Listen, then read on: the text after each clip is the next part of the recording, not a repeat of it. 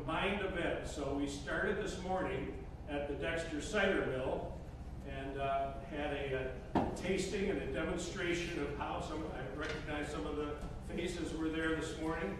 Had a demonstration on how they make the cider, and we even got a little taste to whet our appetites and encourage us to purchase a half gallon.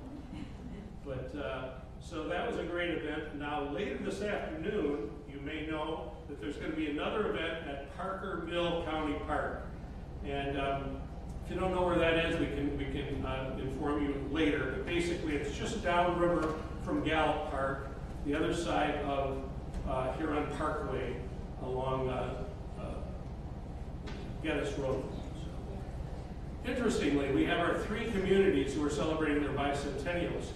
I was having a conversation with Russ Collins, the executive director of the Michigan Theater. He fancies himself an amateur historian, and he was telling me there's actually a fourth community in Washtenaw County that would be celebrating its bicentennial this year. It was established the same year, 1824, as our communities, except it's now a ghost town. And that is Gettysburg. And when he said that, I thought he was talking about Gettysburg, Pennsylvania. No, it's Gettysburg. The Geddes family pronounces their name Geddes, not Geddes, as most people pronounce the name of the road in this town. But if they are celebrating, they're all ghosts who are celebrating this year. So I also wanted to introduce, at the Parker Mill event, Sean Severance, who is also here, is with the Parks and Recreation Department in Washtenaw County. She'll be doing the demonstration of actual milling of grain into flour. And we have another special guest here. Roger Parker is a member of the Parker family that started Parker Mill many, many years ago. So Roger, just wave your hand so people know who you are. And then finally, for the comic relief, we have His Honor, Judge Samuel Dexter, 240 years old. 232. Who's counting? Sorry. And Mark Alexo is a historical recreator. He works with school kids in Dexter, informing them about the history of Dexter, and he's been a big hit. But at this point, we're ready to head into the holidays and wind down our bicentennial celebrations. But it's been a great pleasure to be a part of this whole effort, and I hope you enjoy the rest of today. I did want to introduce Tom Freeman to say just a couple of words before I introduce our speaker for the day. Take it away, Dixboro, Tom. That's a heck of an introduction.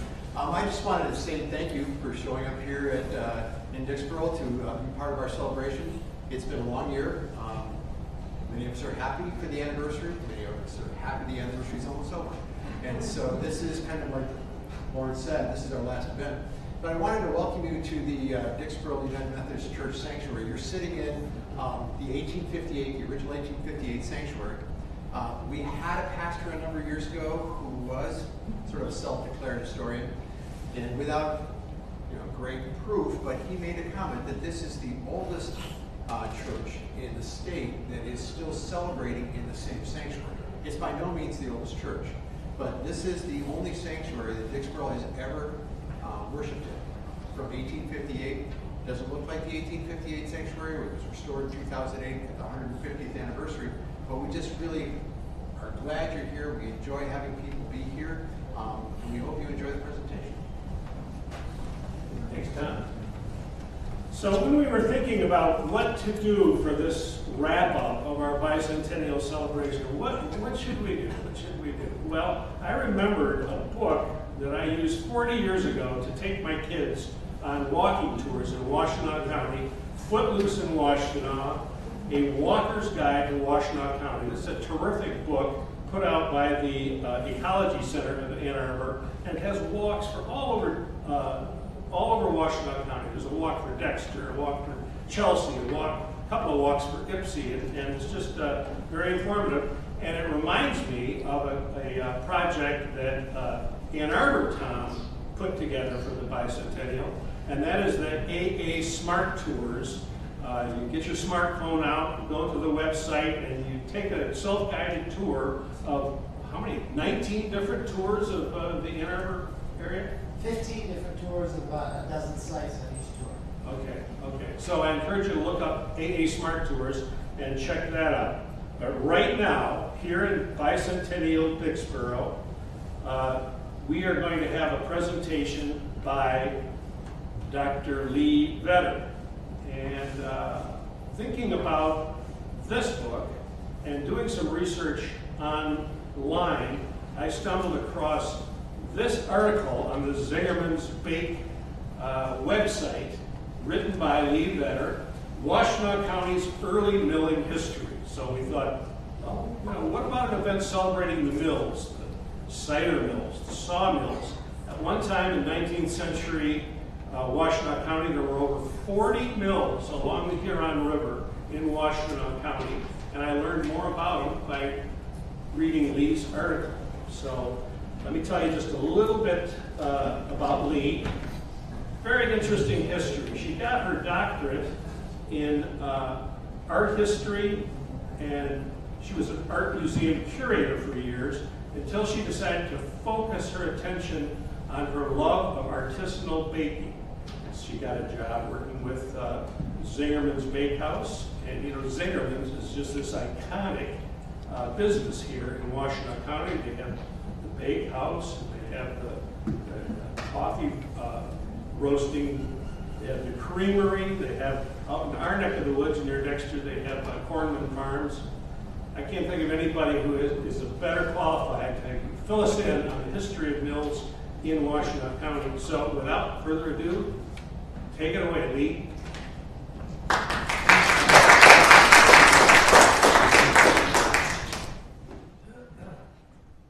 Okay, well, thank you all for coming. It's nice to see you all. So as Lawrence mentioned, I do work at the Bakehouse, and I am sort of the resident historian there, and I've been able to spend a lot of time researching and writing for the Bakehouse blog, a lot of the history of the things that we make at the Bakehouse, because the Bakehouse, tradition, history, time-honored techniques, and the quest for full flavor is really at the heart of what the Bakehouse does. And what we call an old ovation has been to start milling our own whole grain flour and sourcing those local grains locally. And when I got to the Bakehouse in 2017, we were just getting this whole milling mission up and going. And one of the first things I was charged to do was to research Michigan milling history. So I dived in, and it's a fascinating history. And we've been working on this milling mission, and Hazem is going to talk about the Bakehouse milling mission, because he's a key driver of that mission. So he's going to talk to you about what we're doing at the Bakehouse now. And then after we give our presentations, that we're going to have a bread tasting, a pastry tasting in the cafeteria. So stick around for that. And then after that, just be sure to go to the Parker Mill, because it's the only existing 19th century mill still in operation in Michigan. So it's definitely, and they don't run it very often. So by all means, take advantage of it today. So I'm going to start with some early milling history here in Michigan, or here in Washtenaw County, and I'm going to focus primarily on the flour grist mill history, because that's the most appropriate to the Bakehouse. So, stone milling fresh flour from grains grown locally has a long and storied history, and it especially here in Washtenaw County, and that history goes back as early as the 19th century. During the earliest days of settlement, when Michigan was considered the frontier, and right when Dixboro, Ann Arbor, and Dexter were establishing themselves as communities. So, and it was a time when water-powered stone grist mills were at the heart of every town and agricultural community that settled not just on the Huron, but the Clinton River and the Raisin River as well. And then all of the tributaries, there's tons of different tributaries. So damming streams and building water-powered sawmills and stone grist mills, which were flour mills, were among the most important tasks in any frontier settlement bolstered by agriculture. And many of the folks who came to Washtenaw County in the 1820s and 30s, so this is the map of the Huron River through, from Lake Erie to its start, and then that's a close-up of Washtenaw County there. So many of the folks who came to Washtenaw County in the 1820s and 30s were seasoned grain farmers and millwrights from the breadbasket of wheat-growing regions of New York and New England. And their arrival was largely facilitated by the opening of the Erie Canal in 1821. And beckoning all of these folks from New England and New York, apart from their pioneering spirit, was the Huron River. And Huron River was very unique in that its myriad tributaries, its fertile valley, had become, by the early 19th century, one of the most productive wheat-growing regions in the country. And the Huron River, with its steep gradient of 200 feet from Portage Lake to Rawsonville, and then 42 feet within the city of Ann Arbor, proved a highly advantageous power source that millwrights were quick to harness, and they built sawmills, stone grist flouring mills all along its banks, just as the surrounding valley was being deforested and cleared for agriculture. And the neighboring tributaries, including Allen's Creek, Fleming's Creek, Traver Creek, and Mill Creek, were also used as power sources. And hydropower uses the energy of flowing water to do the work of milling. Water falling from a head race creates enough force to turn blades of the water wheels in the mill, and then before flowing out of a tail race back into the river. And main drive shafts transfer power from the water wheels to a series of gears, shifts, and we'll get more into this in a bit, shifts, pulleys, and belts that operate millstones, operate sifters, grist elevators, grain cleaners, and other milling equipment. And by the mid-19th century, water-powered grist the community had water-powered grist mills, sawmills, woolen mills, paper mills, pulp mills, plaster mills, and cider mills, and occupied at least 50 sites along the Huron River alone. And indeed, there were so many mills built along the western reaches of the Huron, Clinton, and Raisin Rivers that the area was called the Power Belt. And this was as early as 1850. And it's important to point out as well that water-powered mills were the first manufacturing industry to arrive in Washtenaw County. All right, so let's carry on. Well, and this slide is just a map of the Erie Canal. So the Erie Canal started in Albany, New York, and then traversed New York, and then to Buffalo and Lake Erie, and then the millwrights would have, hopped on a boat in Lake Erie and then came up here. So that's how they all got here. All right. So now the water-powered stone grist flouring mills that were built in America during the first half of the 19th century, they were essentially multi-storied structures that housed customized variations of what became a revolutionary automated stone milling system that was developed by Oliver Evans in the 1780s. In his Young Mill and Miller's Guide, which is, wait a second, this is Oliver Evans, and this is the milling guide that he wrote, and this is the patented, illustrated of his patented system right there. And we're going to see an example of that system in operation in just a moment. So Oliver Evans published his Miller's Guide in 1795, and where he lays out his continuous water-powered system. It included elevators, conveyors, gears, belts, and millstones, and other automatic devices that would move grain and grind flour, and it sort of it was a mechanical system that essentially completed all the steps in the milling process with little need for manual labor.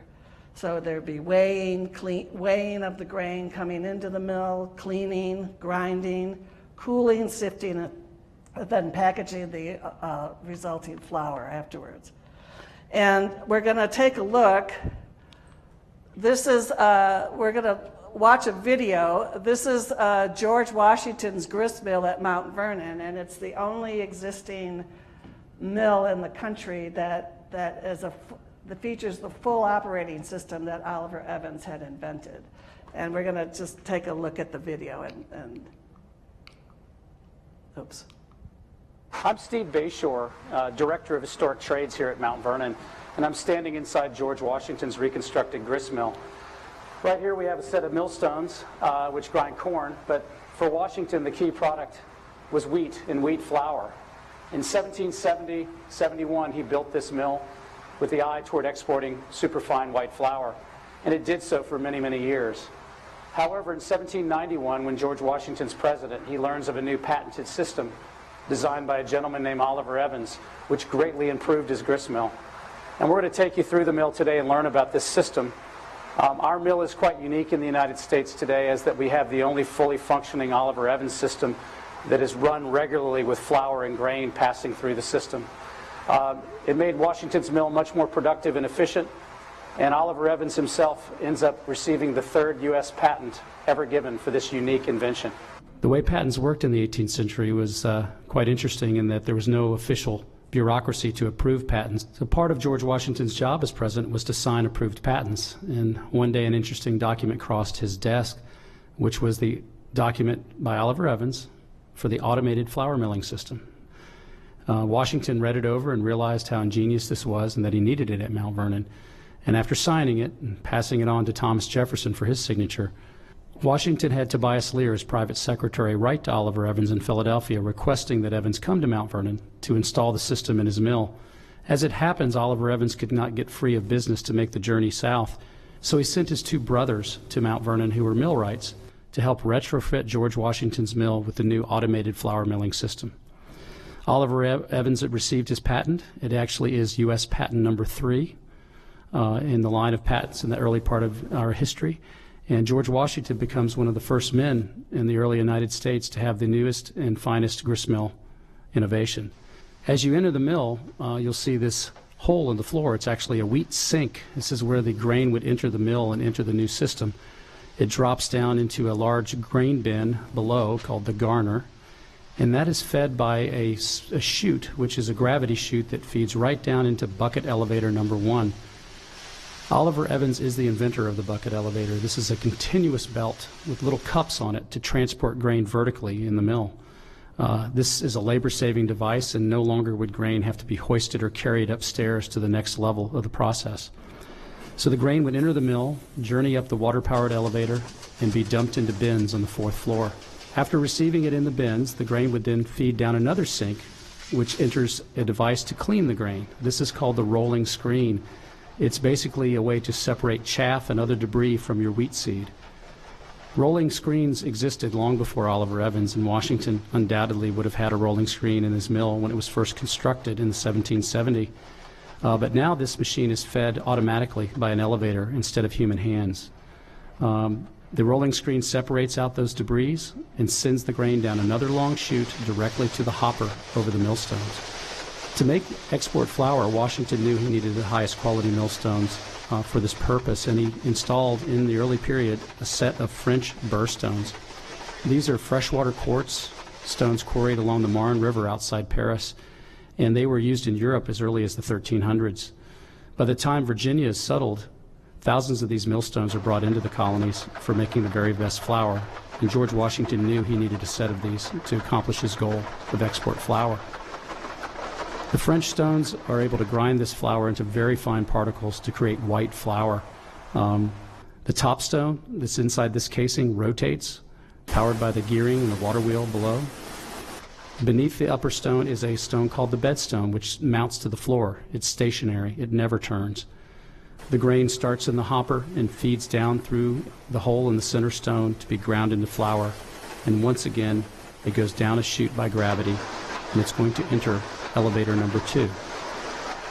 Elevator number 2 then transports this grain back up to the 4th floor, where it's dumped out on a large rake or flour cooler known as the hopper boy. This is another part of the Oliver Evans invention. Flour had to be cooled in order to prepare it for sifting. During grinding, the meal can get quite warm. If not properly cooled prior to sifting, this flour will have a difficult time making it all the way to market without spoilage. Oliver Evans realized the need for cooling of flour, and so he invented an automatic rake, and he named it the Hopper Boy, named for the young men who used to do this work by hand. The Hopper Boy will rotate, powered by the water wheel, and it'll spread and cool the flour gradually, moving it from the outer portion of the circle all the way to the center, where it drops down another gravity chute to feed the large sifter known as the bolting chest. Washington's mill would have had a bolting chest in its early period. Bolters were in existence since the 1500s, and George Washington, from the early time, knew he wanted to make export flour, so the bolter was a critical piece of machinery. The bolter is a large reel inside a wooden case that rotates by water power, allowing the flour to sift through silk, known as bolting cloth or silk. This grades the flour into superfine white flour, which was the highest commodity, brought the most value and price. It also makes a fine flour, which we would know today as whole wheat, and it also separates the bran. The bran was not thrown out. It was used to make hardtack biscuit and was sold locally in Alexandria. Right along the river, all the sea captains would purchase this product and make the hardtack biscuit. So for Washington, the mill produces 3 products, 2 overseas and 1 domestically. The bolting chest is a key piece of equipment. With the Oliver Evans system, it is now fed by very cool flour from the Hopper Boy, and at the bottom of this machine, the flour then drops down to the appropriate barrel, all ready for packaging and shipping. Again, human hands are not needed to accomplish all this work. So for Oliver Evans, from the beginning of the entrance of the wheat into the mill, transported through the cleaning process, through the millstones, up to be cooled, down through the sifter, and finally into a barrel, it completes the process without the human hands touching the grain. A great innovation and worthy of patent number 3. Washington would have had to pay $50 as a licensing fee per pair of stones to run the Evans system, and we know from our records that he selected 1 set of stones in the mill to be on the Evans system. The other set of stones were in domestic use for his own needs, grinding corn to feed the plantation, grinding oats for livestock feed, grinding rye and barley, and particularly in the later years as he builds his whiskey distillery, the mill is critical to that process as well.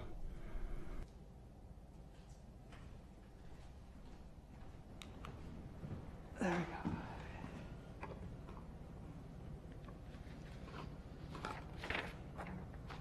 And as I mentioned earlier, this system by Oliver Evans revolutionized the American milling industry and was the driving force behind the design and construction of water-powered stone grist mills in the 19th century here in Washtenaw County. And we're going to see an example of a modified version of that in just a moment. So again, it was powered by water wheels and turbines. The operation supported a thriving local grain economy. Farmers who needed access to a mill within a day's travel by horse-drawn carriage brought their grain to be ground into flour, meal, or feed for their livestock. And they would pay a toll in grain, which the millers in turn would grind the grain and sell the flour to the local communities. And beyond their functional purpose, the stone grist mills also contributed to the social fabric of the agricultural and town communities throughout the county. They served as social gathering places where farmers with their families would congregate on at least a weekly basis to not only mill their grain, but also to vent frustrations, exchange ideas, and escape the isolation of farm life. So actually, before we move on, so this is the patented illustration, and then this gives you a clear idea of how the path that the grains and flour go. So the green lines is the path of the grains. So then it goes down and then to the stones, and then once it's ground, it's flour, and then it goes back up And then there's the cooling hopper before it then goes down into the barrels. So that's how it works. And all right, so now let's talk a little bit about some history here in Ann Arbor. So within 5 years of county settlement, Ann Arbor alone was home to a number of saw and grist mills. In 1825, Andrew Newland built Ann Arbor's first sawmill at the north end of State Street. The race for this mill, the narrow channel constructed off the dam or mill pond to funnel a swift and powerful current of water to the mill's power-generating water wheel, was on the south side of the river and must have come from the Allens Creek mill race. And then in August of 1826, George Noyes built a grist mill on North Main Street, also run by water from Allens Creek. And then during 1829 and 30, Anson Brown built the flouring mill of Swift and Company and the dam and mill race at Argo to power it. And what you're seeing here is this is the Lower Town milling complex here. This is the flouring mill, and there's a close-up of that. And then this is a bird's eye view of Ann Arbor in about 1866. And so here's the Huron River, and then this is the dam that's built, and then this is the mill race, and then here are the mills right here. So the mill race is, so they dammed up the river to build up power, and then the water was fed through the mill race to the mills that powered the water wheel that powered the mill. And then the water then would come out of the mill after it was used for power and then carry on down. So that's an example. All right. So in 1833, and then just to give you an idea of what it looks like today, this is a map of today. This is Argo Park in Lower Town, and then so here's where the mills would have been, and then would have been the mill race.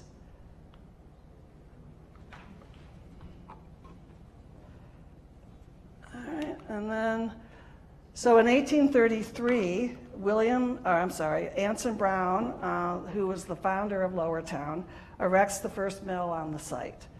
Brown dammed the Huron River upstream at Argo to create a mill pond, and he raised the level of the water which flowed down a mill race high above the river's north bank. This provided the power for not just the flour mill, but also a woolen mill, a paper mill, and other Lower Town industries. And so this is the whole milling complex right here. And again, this is the flour mill. And then this is the survey that they did initially to establish the mill, and you can see this was done in 1832. So just as Ann Arbor was getting off the ground, they were already imagining a milling industry in Ann Arbor.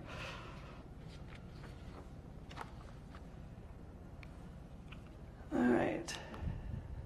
And then in 1860, again, this is a map that we've got. William Sinclair builds a flour mill here, and it was reported to have ground 800 barrels of flour weekly. So by the 1860s, it was quite an operation. And then they began exporting the flour back to New York, interestingly enough. And like I said, by the mid-19th century, Michigan was one of the greatest wheat growing regions in the country. And so they started exporting wheat flour back to New York, again, using the Erie Canal. And then under subsequent orders, the mill retained the Sinclair name. And then, so this is in the 1894, Ann Arbor Milling Company renames the mill Argo Mills, and that's this one here. And then, sadly, in 1904, the Argo Mill shares a lot of the fate that a lot of early 19th century mills suffered. The biggest challenges that mills faced were fire and floods. And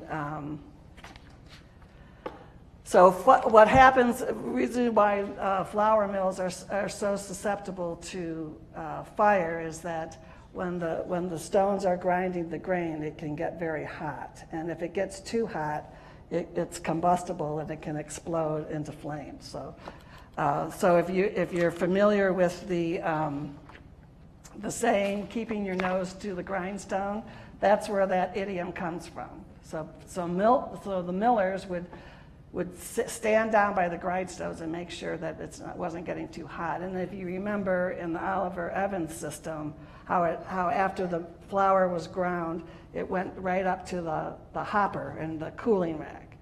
So if you had a complete Oliver Evans system, you were okay. But sadly, a lot of the mills that were erected here in Washtenaw County were pared down, modified versions of that system. So they were always susceptible to fire. The other thing was floods. I mean, I think every mill that was ever built on the Huron River suffered from flood damage at one point or another. And basically what would happen is the river would rise, it would destroy the mill races, the ones that fed the water power to the mill. It could wreak havoc on the water wheel or turbines power system. So that was always a constant real concern. All right. So, and then in 1914, Edison built a power station on what had been this complex milling site. So, and I think there's some semblance of that power plant still there, actually. So that's Ann Arbor. And then there's Ann Arbor Central Mills. And let's see.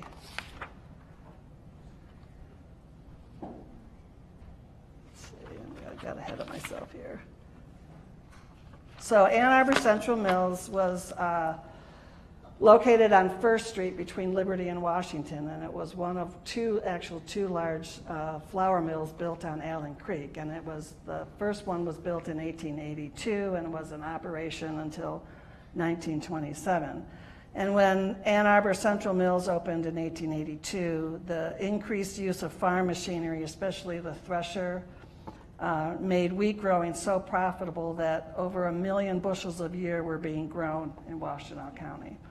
And then this mill exported flour to New England, it exported flour to the Midwest, the South, and even abroad. And again, it operated until 1927, and it spanned some of Washtenaw County's best and worst years for agriculture. And this is, so the Ann Arbor Central Mills operated off of water power from Allen Creek.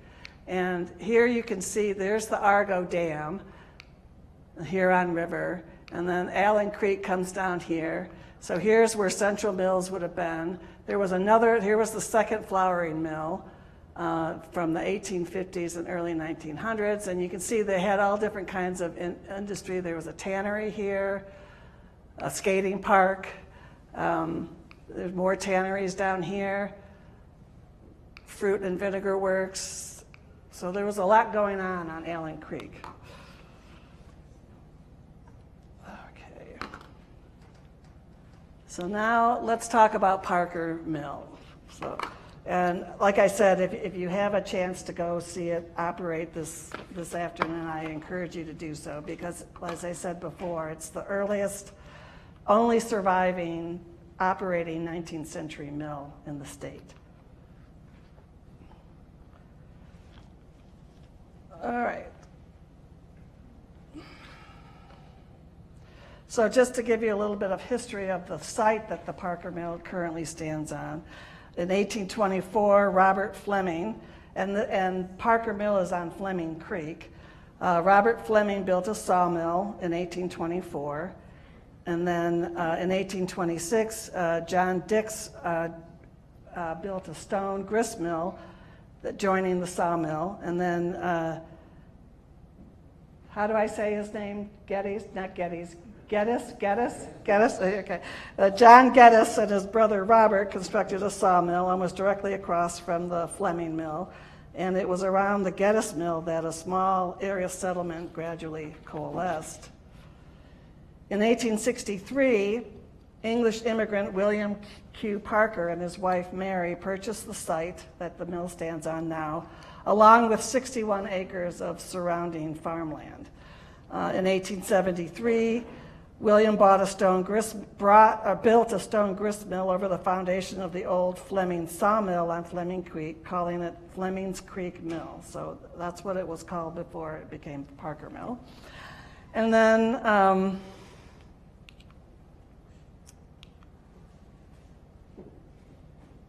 in 1863, let's see, there we go, move on. Okay. So William Parker initially he built it for his own personal use, to grind corn and wheat that they grew, and the Parkers, and then they would grind it into flour for baking and tailings for feeding livestock. And it's also likely that William also ground grain for neighboring friends and family in exchange for goods and services. In 1910, after William's death, his son George took over the operation of the stone grist mill, expanding it to a commercial flour mill, which sold pancake mix, graham flour, buckwheat flour, cornmeal, and cracked wheat breakfast cereal to area stores. And here are the different bags that the flour would have been put into.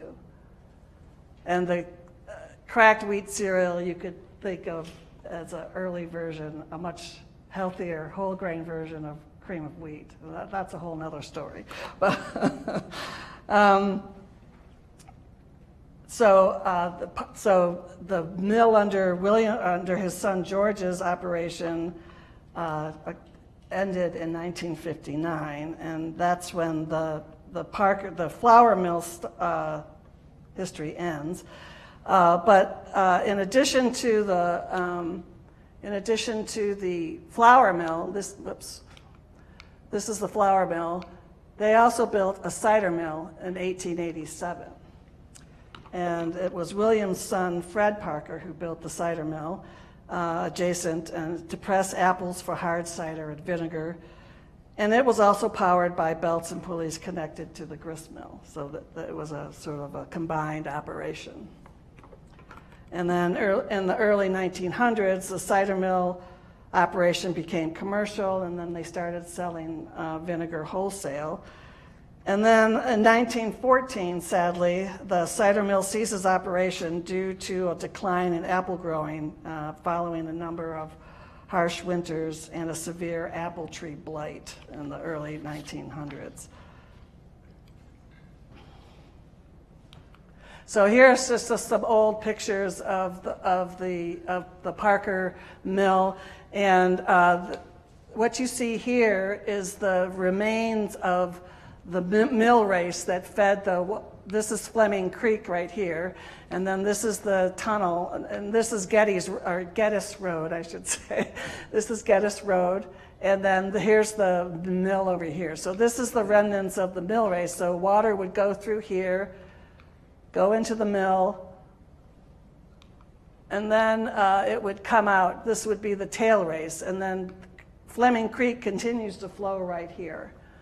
And again, this picture here, about 1900, you can see there's been some flooding damage, and it's and again, as I said, flooding was always a major concern.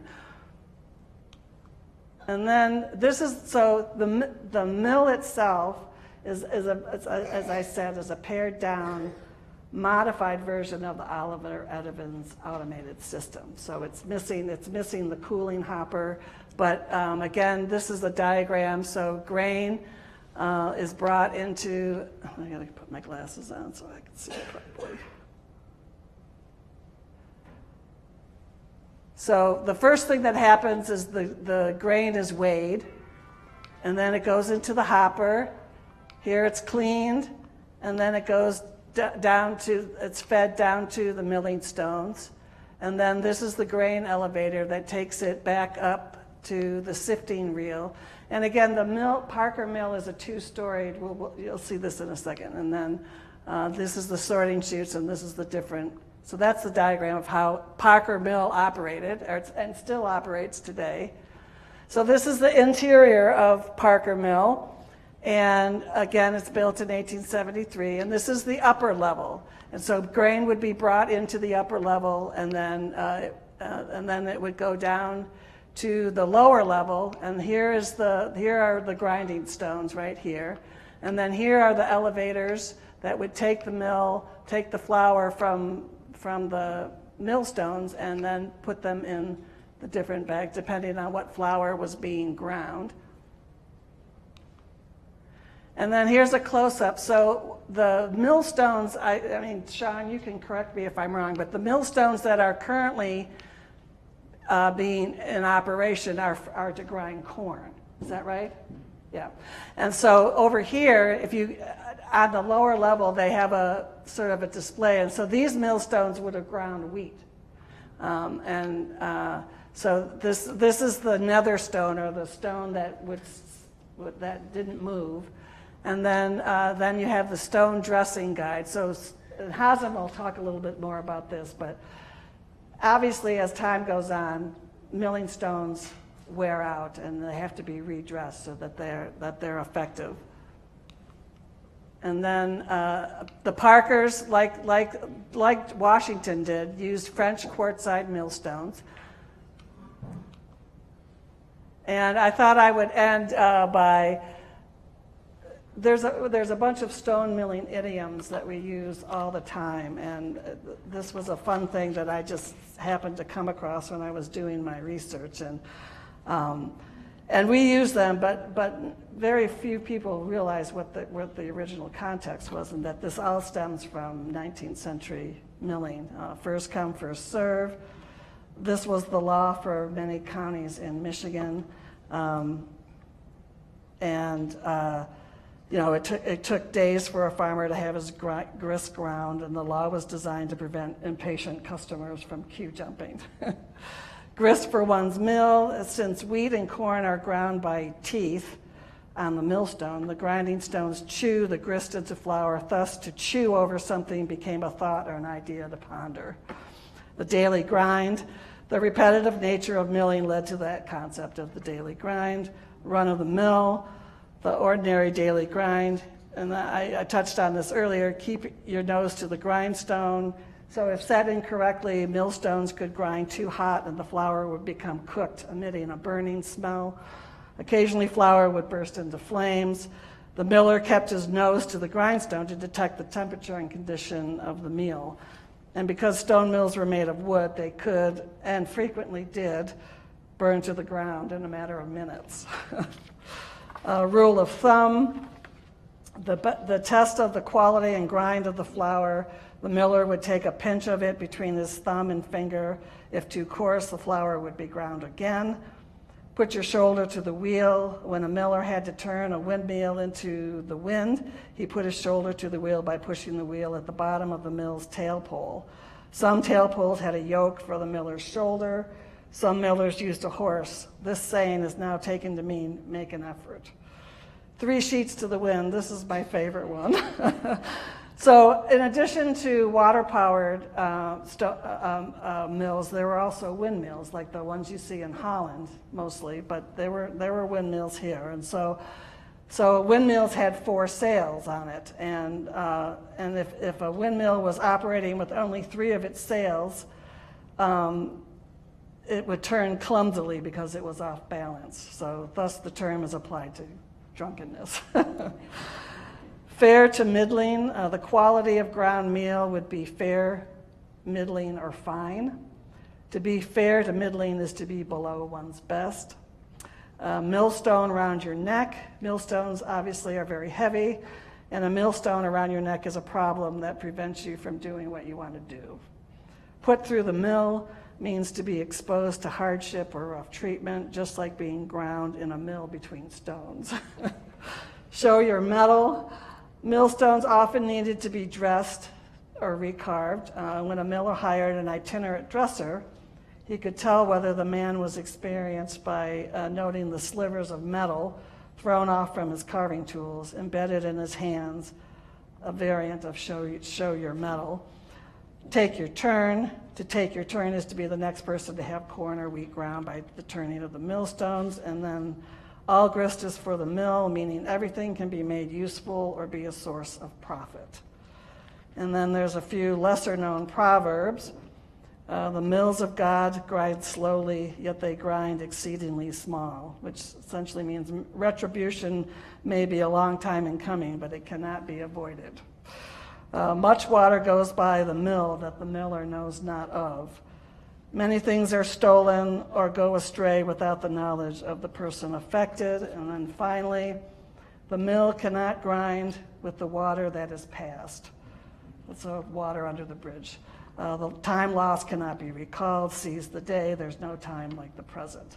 So, which is an apt segue to the next person who's going to talk about milling is Hazem Tugan.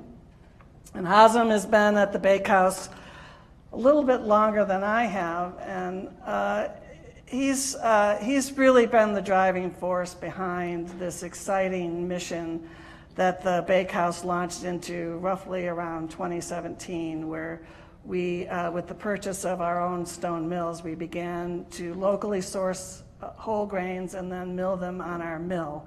And so Hazem is going to walk you through what we're doing, the exciting things that we're doing at the bakehouse. And then you'll have an opportunity to come sample some of the whole grain breads and pastries that we're making with our own freshly milled whole grain flour. So I'll turn it over to Hazem now. Yep.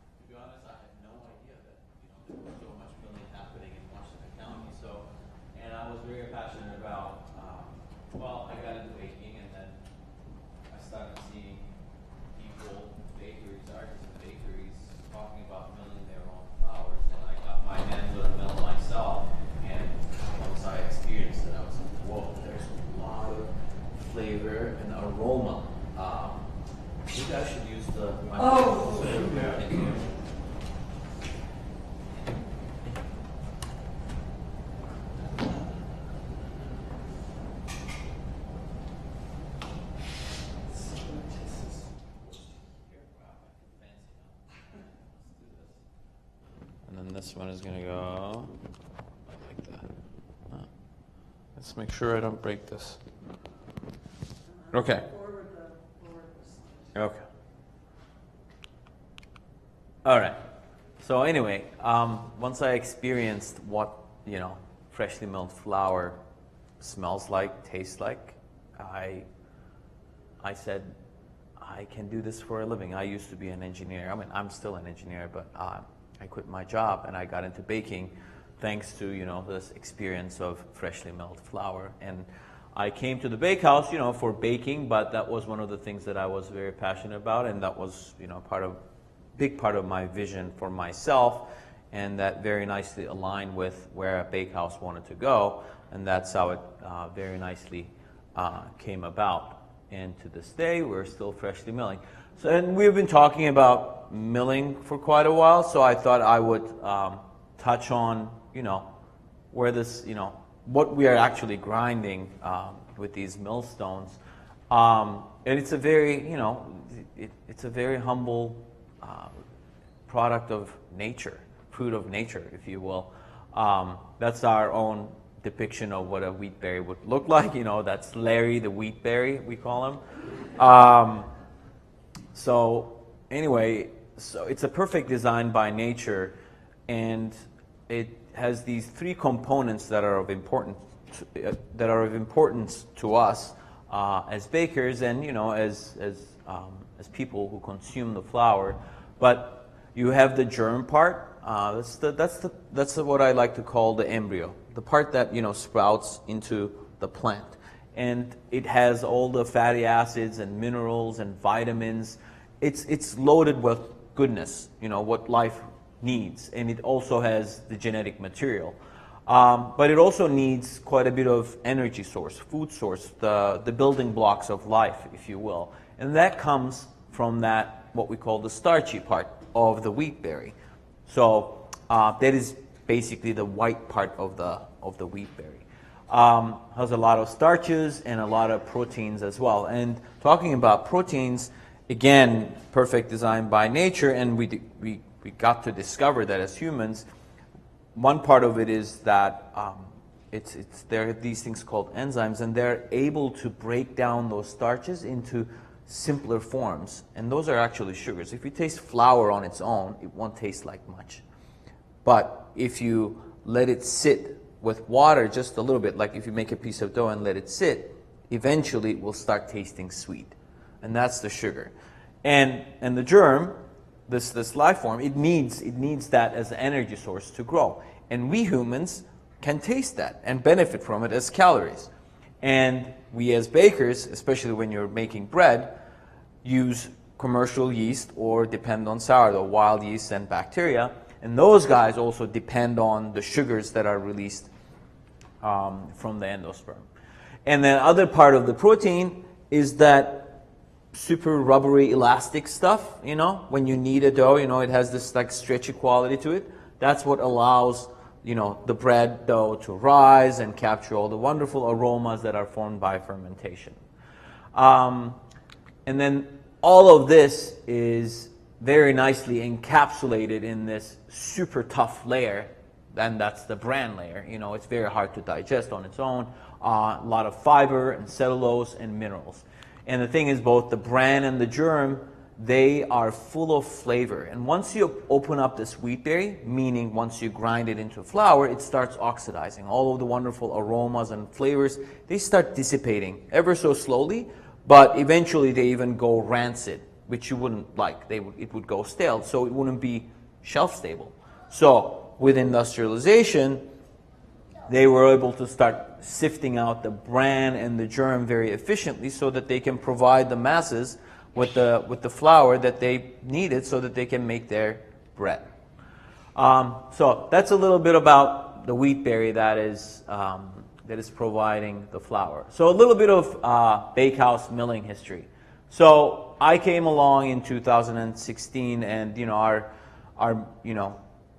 our vision of, you know, our dream of, you know, working with more locally grown wheats and fresh flours have become a reality more in the 2017-2018 timeframe, but it goes way back when our bakery was found in 1992. Our founding managing partner, Frank Carollo, he recalls they would get whole wheat flour and whole rye flour and some cornmeal from the first organic mill of the time, which was the Daily Grind on, what's the name of that street? Where the Ann Arbor Distilling Company is on on Felch Street, 220 Felch Street, yes. So here he recalls getting flour from there, and he actually has this funny memory of him having to drive out because the mill moved from Felt Street out to, I think, Mason, Michigan. So he would have to, once he had to drive a truck to get some flour from them, and he had the car loaded with like 4 pallets of flour, and he recalls it being a very crazy, scary drive, basically. But, you know, we didn't lose the drive, so we continued. So that was our first foray into using more locally grown and locally ground flours. And again, 15 years ago, we started working with local flours thanks to some collaboration with the Michigan State University, which they hooked us up with some local farmers. We got some flour in, and it was very tasty and it performed. So that's the other thing, you know. We talk about flours and we talk about wheat, but just like there are so many varieties of apples and grapes there are, especially in Michigan at this time, with the apples, the wheat is the same thing. We have so many varieties out there. And typically, that's what I've been learning. In Michigan, the history says we are more suited for, or that's the belief out there, that we are more suited for growing soft wheats, meaning they don't have as much of that strong protein, gluten quality that you would need to make breads. But back then, even back then, 15 years ago, we were able to have some farmers grow some wheat, and they were great for making bread as well. So we went through it very quickly. And then we worked with Westwind Milling of Schwartz Creek in Michigan. And then when I came along, Grand Traverse Culinary Flours in Traverse City, Michigan. Bill Kuski was the gentleman. He's this I call him like a mad scientist. If you saw a photo of him, that's what he looked like. He loved milling. He loved making connections with farmers. So he was able to get some great quality bread wheats for us and grind him on his millstones and send the flour all the way down to us here in Ann Arbor. And if you're familiar with us and our breads, that's how our True North bread came about. It was our way of honoring where the wheat was coming from. And then we worked with farmers that grew wheat or rye for us here in Saline locally, Eaton Rapids, Kingston, and Sawyer, Michigan, and I'm sure there are others out there. And there were some farmers down in Ohio and Illinois as well. This one farmer in Ohio would grow Turkey red wheat for us, which is a heritage variety, which was the wheat of the day back in the 1800s. He grew it successfully for us, and I remember we had to have the wheat tested down there, have it and cleaned, and drive all the way up to Traverse City because that's where our miller was, and then he would mill it for us, and then they would ship it back down to us, and that's how we would use it. And that's I want to do a little sidebar because you can see the complexity in having the flour. Even if the wheat was ground right next to us, we couldn't have access to it right away. The way things have evolved in this country, for the good and for the bad as well, with industrialization, about 100 years ago, imagine there were about, I think, 10,000 mills, regional local mills in this country. 100 years later, there were only 25.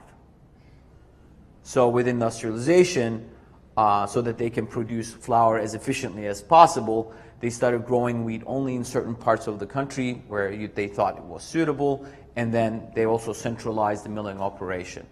So you can, I'll quote Dr. Jones, which I'll talk about him in a second from the bread lab, but this image is always in my mind. He would say, this big industrial claw, basically you would have wheat growing here. We still have customers come into the bakehouse and ask, where can I find wheat here? Where can I buy wheat? Because we talk about milling and stuff. They're like, well, if I get a mill, where am I going to find the wheat? Well, Lee was saying we were one of the highest wheat growing counties in the United States. And to this day, it's not easy to find. It's getting a lot better. But Dr. Jones would describe it as, wheat would be grown in several spots around the country. And then this, big claw, imagine, would come and take that wheat and then bring it down to the few big mills, basically. And they would mill that flour out of sight, essentially, and out of mind. And it would get distributed throughout the country. And it would be on very stable, ready to use on product shelves. And it was good, it served a purpose. But now I think we're evolving and we know a little better. So anyway, and more recently we've been working with a great example of a regional mill, Janie's Mill out of Ashcombe, Illinois. They do stone milling and they produce these beautiful, really fresh, very flavorful flours that we use in a lot of our products. And then the DKB Farms out of the Thumb area of Michigan. Yes. The Daily Grind, which was the local mill that we used, is on Felt Street, and it's where the Ann Arbor Distillery is now. Right. Yeah. Thank you, Lee. So all of that said, in 2018, we basically wanted to shorten the supply chain. right? Along, I always say it takes a village to produce the bread. Because, I see it every day happening, and it takes a lot of hands to do it, at least at the scale. And then it takes another village to make the flour for the bread bakers.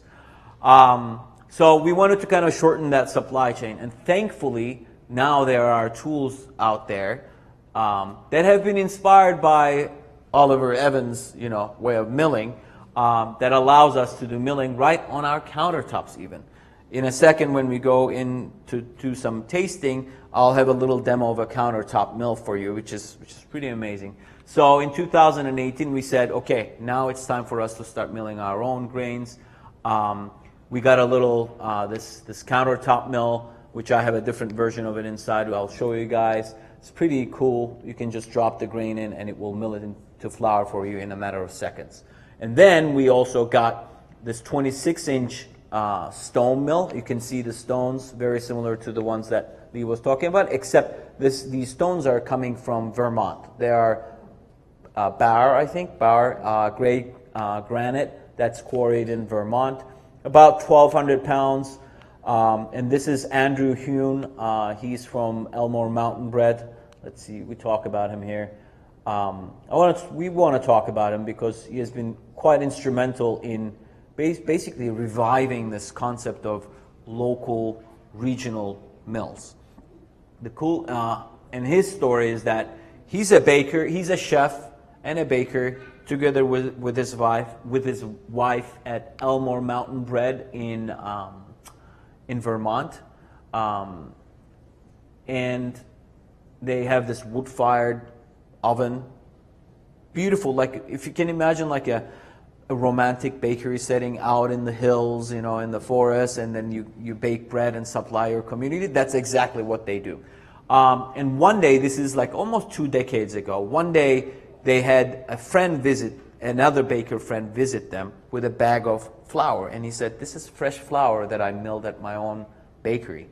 And back then, he was maybe only one of the 3 bakeries in the United States that were milling their own flours. So he brought a bag of fresh flour to them and asked them if they would like to use it. And they said, "Yeah, we'll bake with it." And they baked with it, and they were like, "Whoa, this stuff is so good."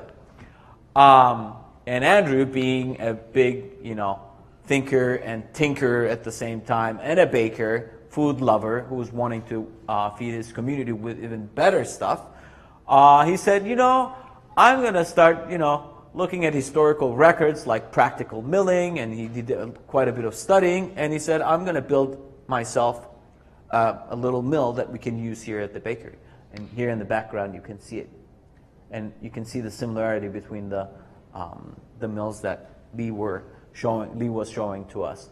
So he went ahead and built this prototype, and basically his story started as the New American Stone Mills. And the mill that he brought to us, this one, basically you can see here, there's the hopper, and this is the mill stones, and at the bottom you can see the bed stone that is not moving, and the top is the runner stone run by a motor in the back. That is the stone that the one that he built for us was the 46th stone mill that he built. And that was the 26-inch stone mill. We started using it, and in 2020 we got a 40-inch stone mill as well. So now we call it the mill room, where these 2 mills sit across from each other, and we mill flour with them every day.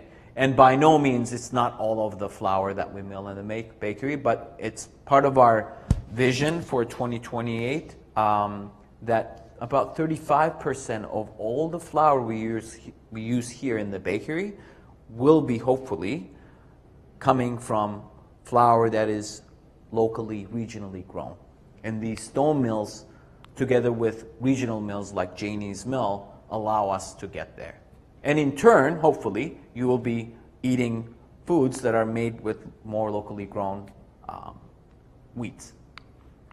So here Andrew is giving us a little demo of the mill when he came to install it for us, and we were all very curious looking at it. So at Zingerman's, we love to educate as part of our mission. So we even have a blog about this, but I wanted to share this here with you as well. So 7 reasons why we love fresh milling.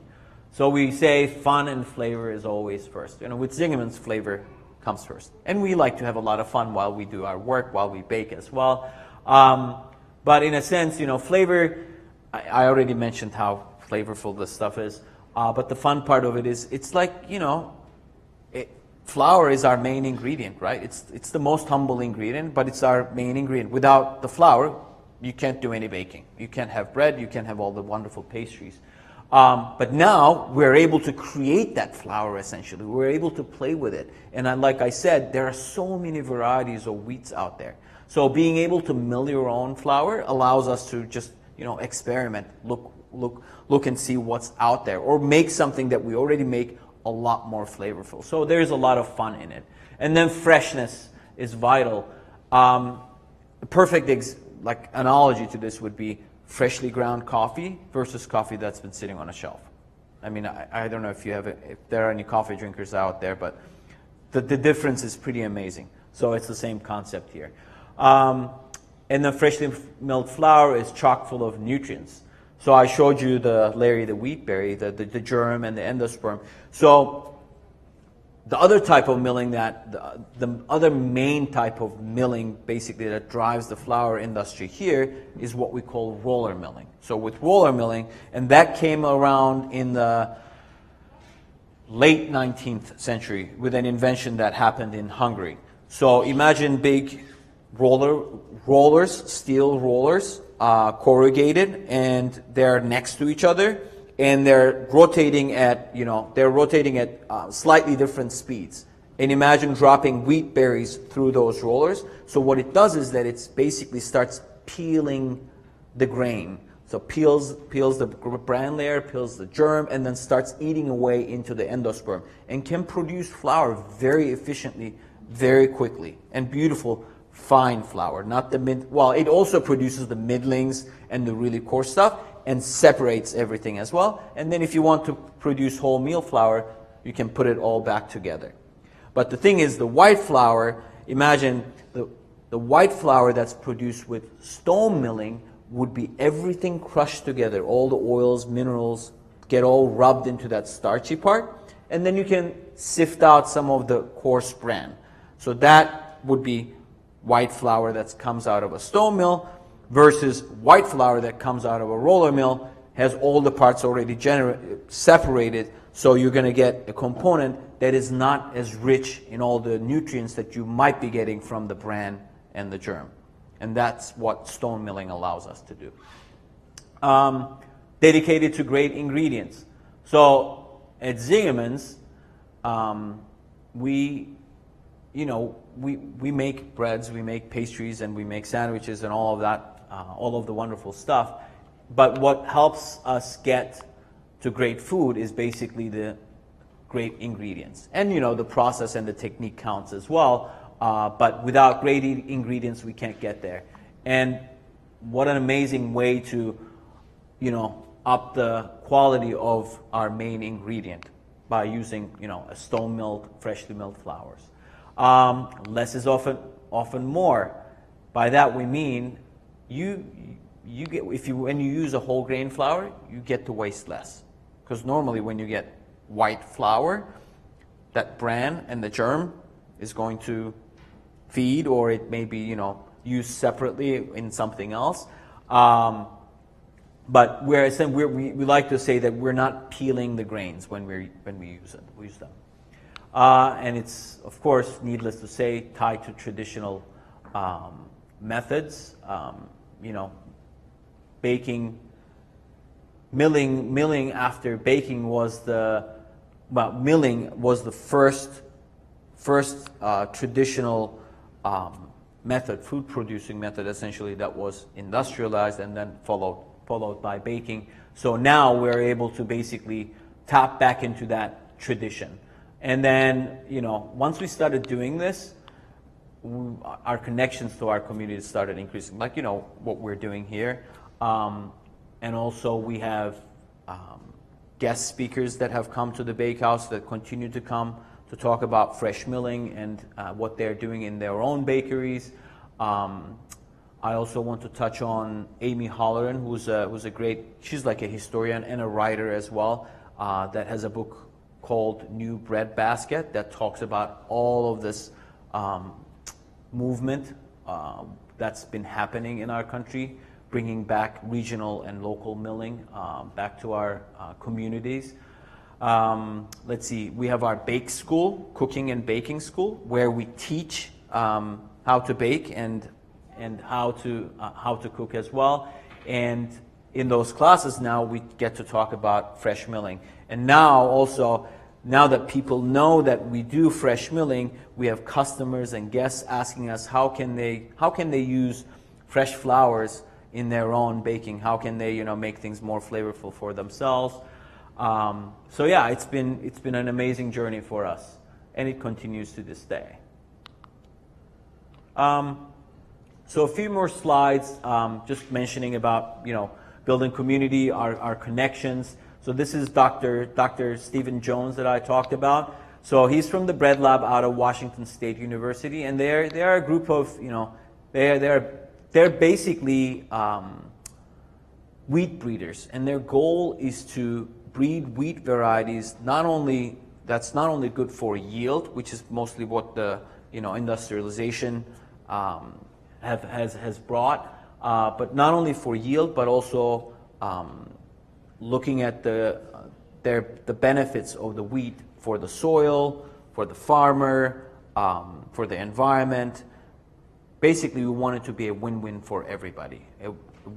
Wheat varieties that can be grown in your region that does not require as much input in terms of fertilizers or pesticides, that would bring great value to the farmer that's growing it, but also to the miller and the baker. And also, it would taste good so that the consumers would like to use those varieties. So we've been working with them, and we collaborated on what we call the approachable loaf. At the Zingerman's Bakehouse, we sell it as the State Street wheat. So this was an idea by Dr. Jones. So a lot of us here in this country, you go to the supermarkets and we reach for that sliced sandwich bread, soft, squishy sandwich bread, right? Because we want to make our PB&J and sandwiches on them, right? So he thought, why don't we produce a bread just like that, so that people would reach for it and it would still taste good, and it would be very nutritional for the consumer, and it would not have maybe 20 preservatives listed on there as well. So the idea became the Bread Lab Collective, basically a group of bakers, millers, plant breeders, teachers, and students across 4 countries, and we've joined all together to bake, sell, and to teach the approachable loaf. So our version is the State Street wheat. So it's made of stone ground flour. Part of it is milled by Janie's Mill out in Illinois with locally grown organic wheat. It's a little sifted. And then the other part is grown by, I will show you that farmer as well, in Frankenmuth by our farmers there. It's a soft white wheat, Michigan wheat, that we mill ourselves into whole grain flour. And it has just a little bit of honey, olive oil, salt, and a sourdough culture. It doesn't even have yeast in it. Super delicious, has a good shelf life, and it's moist, and it aims to be an alternative to the squishy sandwich loaf that you can get in a plastic bag. So if you see it out there, feel free to try it. We wanted to bring you some here for today's tasting, but the thing is we only make it on Tuesdays, so we couldn't bring it. All right, Janie's Mill, we talked about then. This is Harold Wilkins. Janie's Mill, the name is an attribute to his daughter who passed away earlier. But his mission has been to grow organic wheats in that area, in the Ashcombe, Illinois area. And once he started doing that, he had more and more farmers reaching out to him to see if they can also grow it organically, because they could see the benefits from it. I mean, he tells us stories of how, you know, he would be out in the field, either, you know, tilling, getting the farm ready to plant, or maybe he's harvesting and he would look, you know, to the fields, you know, two plots over, how on his field he would see a lot of birds, and the 2 fields over there would be like nothing, no wildlife. So he has more and more farmers wanting to convert to organic, and he manages these farms. He manages about 300 acres of organic farms, which is amazing. So he has been growing the wheat, and eventually he said, well, why don't I again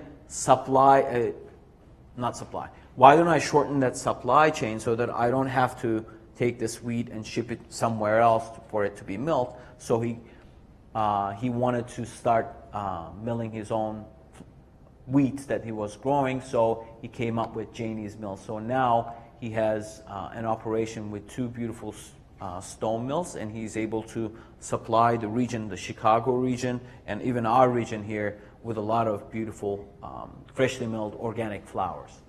So you can find his stuff at Argus Farm Stop and some other spots as well in the area, and you can order it online too if you wanted to. Then these guys are Kishnik Farms. They're a lot of fun.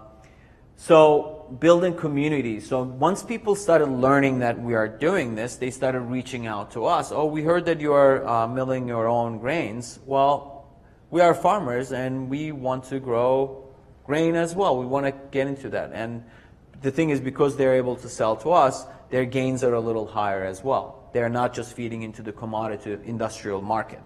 So one of our retired partners, he had 90 acres of farm in Vassar, Michigan, very close to Frankenmuth, and the Kishnik family has been managing those farms, that acreage, together with 400 plus more acreage of farmland that they are managing out there. So they reached out to us and they said, well, you know, we grow wheat here. Would you be interested? We said, yeah, we would be interested. And since 2021, they have been growing soft white wheat, organic soft white wheat for us, as well as some bread wheat as well, which has been an amazing collaboration. So this is us out in the field in front of the soft white wheat that is close to harvest time. And then the latest participation in our milling journey has been from the Getz family. And again, the Kishnik Farms they have celebrated their 125th anniversary, I think. And then the Getz brothers they are also a centennial farm, which is amazing. And they're only 40 miles south of us, about 2 hours from the Kishnik family, so just a little bit south of here. So the Getz brothers, Joe Getz and Jacob, these 2 guys here, they're amazing. They're engineers, but they're also in the farm business together with their father and their parents and all their siblings. And again, in 2023, they heard that, you know, we do this here at the bakehouse, and they reached out to us and they said, we want to grow grain for you. So we started talking to them, and this year we started using 12,000 pounds of turkey red wheat from them and 6,000 pounds of bread wheat variety called Glen from them. And they are very excited, and they're even thinking about maybe getting a mill themselves so that they can, you know, mill the grain and sell it and use it themselves, and maybe even sell it. So it's been pretty exciting, and this year they planted again more for us, and they're willing to experiment with new varieties that are maybe coming out of the bread lab. So the journey is getting even more exciting, and there's a lot of movement in this area, and we can actually taste it in the foods that we make. We can really taste the difference, as we say at the bakehouse. So that's what I have. So thank you, everybody, for your patience. And if you would like to taste some of the foods that we produce using these flours, you can move to the cafeteria area and we'll have some samples there for you.